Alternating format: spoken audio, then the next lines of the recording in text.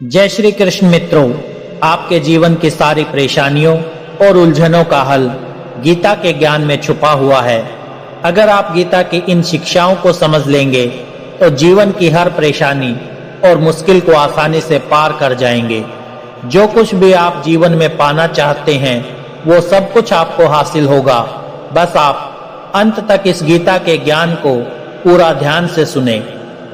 गीता का पहला उपदेश ये है कि इस कलयुग में जितने भी लोग हैं सब लोग मतलबी हैं। बिना मतलब के कोई आपसे रिश्ता नहीं रखेगा।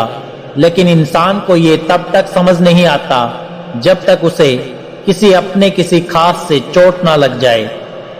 हर मनुष्य इस चीज को समझता तब है जब कोई अपना बदल जाए, जब किसी अपने का असली चेहरा दिख जाए।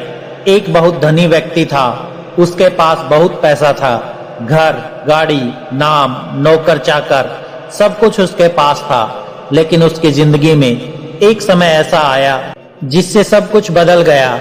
उसे अपने व्यापार में बहुत बड़ा घाटा हुआ और उस नुकसान की भरपाई में उसका सब कुछ चला गया। जब उसके मित्रों को, उसके रिश्तेदारों को पता चला कि उसके सारे पैसे खत्म हो चुके हैं तो सब धीरे धीरे उसकी जिंदगी से दूर चले गए। जब वो उन लोगों से मिलना चाहता तो सब बहाने बनाकर उससे दूर चले जाते थे। एक दिन उसकी पत्नी ने पूछा कि ये क्या हो गया है, आपके दोस्त कम होते जा रहे हैं, धीरे धीरे आपके नौकर चाकर सब निकलते जा रहे हैं, ऐसा क्या हो गया अचानक से? तो वो बोला कि क्या तुम्हें अभी तक पता नहीं चला, व्यापार में बहुत बड़ा नुकसान हो गया है, जिसकी वजह से जो भी जिंदगी भर कमाया था वो सब हाथ से चला गया। जब उसने सुना कि मेरा पति कंगाल हो गया है तो वो कहने लगी, मुझे तो शादी से पहले ही सबने मना किया था कि ये इंसान एक दिन सब कुछ डुबो देगा, काश मैंने उन सब की बात मान ली होती। ये कहकर उसकी पत्नी वहां से जाने लगी। वो अपनी पत्नी से पूछने लगा कि कहाँ जा रही हो? वो बोली कि मैं अपने मायके जा रही हूँ, आपके साथ रहकर अपनी जिंदगी खराब नहीं कर सकती। जब आपके पास कुछ बचा ही नहीं है तो आप अपनी और मेरी जिंदगी को कैसे चलाओगे? तो गीता का यही ज्ञान है। सारे रिश्ते किसी ना किसी मतलब से जुड़े रहते हैं। हर इंसान को ये वहम रहता है कि जो मेरे रिश्तेदार हैं, जो मेरे अपने हैं, वो सब सच्चे हैं। लेकिन जब वक्त बदलता है तो आपको उनकी सच्चाई का पता चलता है। गीता का दूसरा उपदेश ये है कि जो इंसान जिंदगी में सिर्फ दुख में जी रहा है वो नर्क में जी रहा है, और जो हमेशा प्रसन्न और आनंदित रहता है वो स्वर्ग में जी रहा है। स्वर्ग और नर्क कहीं और नहीं है, यही आपको सब देखने को मिल जाएगा। क्योंकि जो इंसान जीते जी खुश नहीं रह पाया वो मरने के बाद कभी खुश नहीं रह सकता, और जो इंसान पूरी जिंदगी उत्सव और आनंद में जिया है वो मरने के बाद भी जहां जाएगा उसका आनंद, उसकी खुशी उसके साथ ही जाएगी। लोग कहते हैं कि मरने के बाद इंसान अपने साथ कुछ नहीं ले जा सकता, लेकिन लोग गलत कहते हैं। एक दुखी मन वाला व्यक्ति अपने साथ अपना वही दुखी मन ले जाता है, और एक आनंद से भरा व्यक्ति अपना आनंदित मन अपने साथ ले जाता है। तो कभी इस भरोसे में मत रहना कि अंत में सब ठीक हो जाएगा या मरने के बाद स्वर्ग मिल जाएगा। आपका स्वर्ग और नर्क आपके आज से ही जीवन लेगा। अगर आप आज खुश नहीं तो कल आपका दुख और बढ़ जाएगा।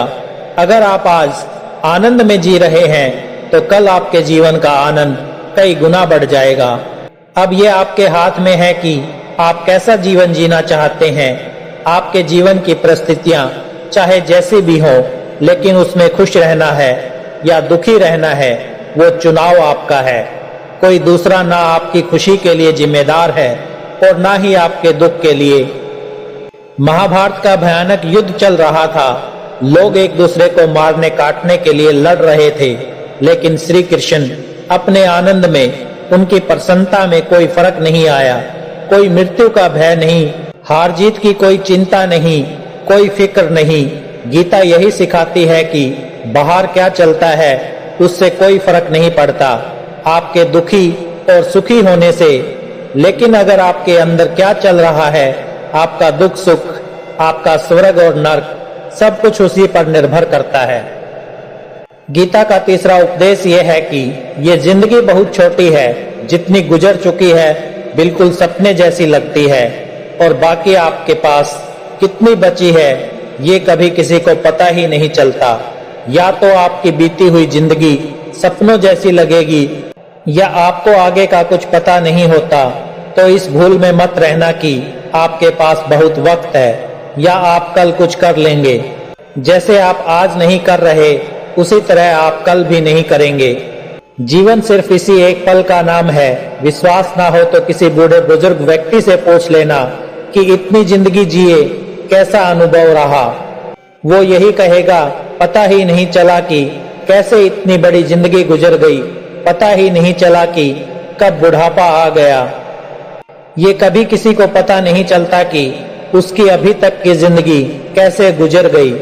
अपने आप से भी एक बार जरूर पूछना कि आपकी आज तक की जिंदगी कैसे गुजरी। ये घड़ी, ये साल बदलने वाले कैलेंडर सब धोखेबाज हैं। ये सिर्फ आपको इस धोखे में रखते हैं कि आपके पास बहुत वक्त है, लेकिन आपको ये कभी एहसास नहीं होने देते कि आपका कितना वक्त समाप्त हो चुका है। ये घड़ी, ये कैलेंडर आपको नए समय, नए साल की सूचना देते रहते हैं, ताकि आपको कभी पता ही ना चले कि आपकी कितनी जिंदगी समाप्त हो चुकी है।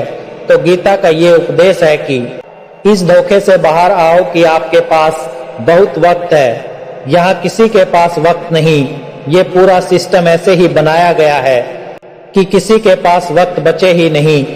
हर इंसान किसी ना किसी काम में, किसी ना किसी उलझन में अपनी पूरी जिंदगी समाप्त कर दे और इस दुनिया से चलता बने, क्योंकि जो जिंदगी को और समय की इस चाल को समझ जाता है वो इन सब से बाहर आ जाता है, और सिर्फ वही इंसान जीवन की पूर्णता को आनंद के साथ जीता है। वही इंसान वास्तविकता में जीवन के अर्थ को समझ पाता है। जीवन और कुछ नहीं है, बस आज और इस पल का नाम है।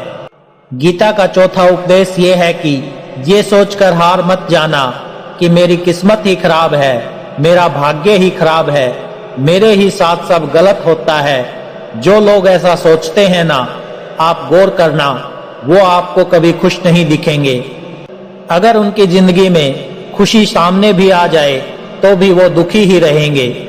वास्तविकता में कर्म से ही आपका भाग्य भी बन सकता है, बदल भी सकता है और बिगड़ भी सकता है, और सिर्फ कर्म ही आपके हाथ में है, जिससे आप अपना भाग्य भी बदल सकते हैं। जिसे लोग भाग्य, किस्मत कहते हैं, उसे तो कोई बदल ही नहीं सकता, लेकिन कर्म करने की शक्ति आपके हाथ में है।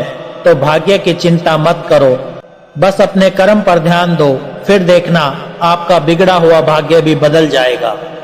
गीता की 5वीं शिक्षा यह है कि जब आप किसी चीज से हद से ज्यादा दिल लगा लेते हो तो वो चीज आपको बर्बाद कर देती है। जब आपकी खुशी आप किसी और चीज या इंसान पर निर्भर कर देते हैं, तब से आप खुश रहना ही भूल जाते हैं। अगर इस दुनिया में सबसे ज्यादा दुख कोई चीज आपको दे सकती है तो वो है आपके मन का किसी से हद से ज्यादा लगाव हो जाना। आपके मन का किसी से हद से ज्यादा लगाव हो जाना, फिर आप उस इंसान के बिना, उस आदत के बिना रह ही नहीं पाते। उस रिश्ते के गुलाम बनकर रह जाते हो। इसलिए कभी भी अपने मन को इतना कमजोर मत होने देना कि उसकी खुशी किसी और की गुलाम बन जाए। गीता का 6वां उपदेश ये है कि अपने आप से प्यार करना सीखो, अपने जीवन से प्रेम करना सीखो। अपनी जिंदगी सिर्फ दूसरों को खुश करने में समाप्त मत कर देना।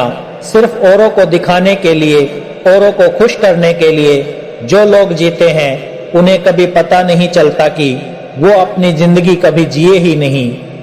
उन्हें तो उनकी जिंदगी में जो खुशियां मिलनी चाहिए थी वो लोगों के चक्कर में आके कभी मिली ही नहीं।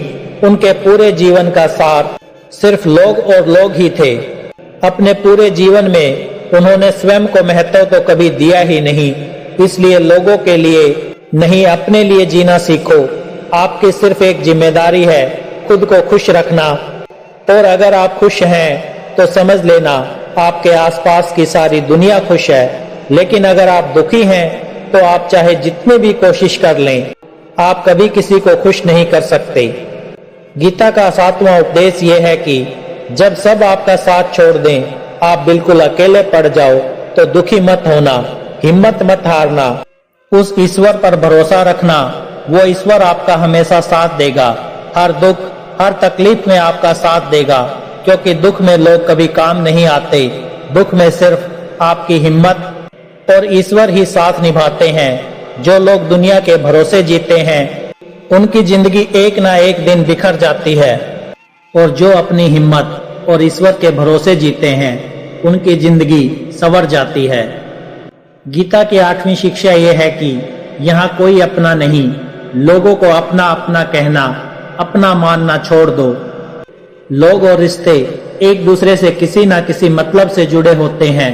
ऐसा रिश्ता ढूंढना मुश्किल है जिसके जुड़े होने के पीछे कोई कारण, कोई वजह ना हो। और क्यों कोई आपका अपना बनेगा? ऐसा आपसे उन्हें क्या फायदा मिल जाएगा जो वो आपके अपने हो जाए। इसलिए लोगों से उम्मीद मत रखो। उम्मीद रखनी है तो अपने कर्म पर और अपने भरोसे पर रखो।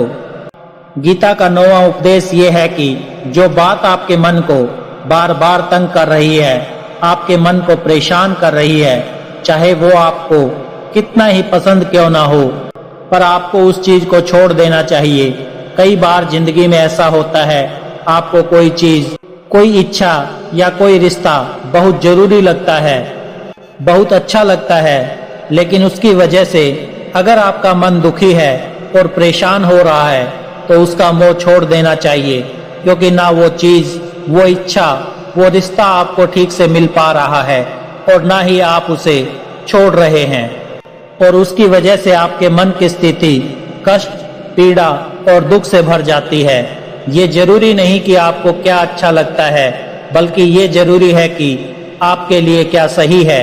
याद रखना, जब तक आप अपने मन को उन चीजों में लगाए रखेंगे जो आपको खुशी नहीं देते, तब तक आपको सिर्फ दुख और पीड़ा ही मिलती रहेगी।